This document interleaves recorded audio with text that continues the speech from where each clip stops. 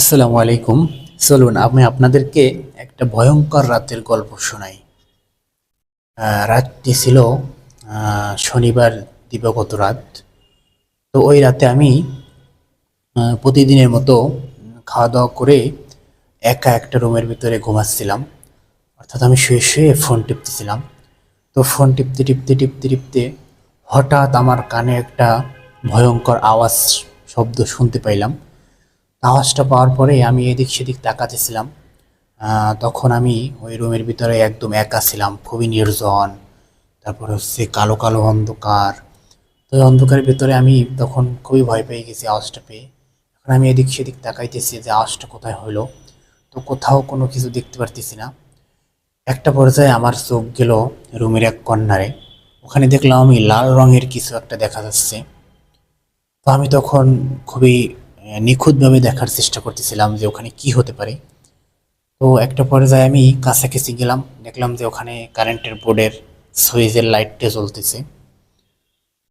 তো তখন আমি একটু সান্ত্বনা পাইলাম যে না, হয়তো কিছু নেই। তো কিছুক্ষণ পরে আমার চোখ গেল আমার ফোনের ডিসপ্লের দিকে। তো আমি দেখলাম যে আমার ফোনে চার্জ নেই। আর একটা কথা বলি, এর পরের দিন সকালটা ছিল আমার জন্য অনেক বেদনাদায়ক, অনেক কষ্টের। তখন আমি কি করব একা একা। তো আমি ফোনটাকে চার্জে লাগিয়ে ঘুমিয়ে পড়েছি। ঘুমানোর পরে ভয়ে ভয়ে ঘুমাইতেছি। সকালবেলা আমি ঘুম থেকে উঠছি অনেক আগ্রহ নিয়ে। হ্যাঁ, মানে অনেক তাড়াতাড়ি ঘুম থেকে উঠছি এবং অনেক আগ্রহ নিয়ে ঘুম থেকে উঠছি। ওঠার পরে আমি ফোনটার কাছে গেছি, ফোনটা হাতে নিব।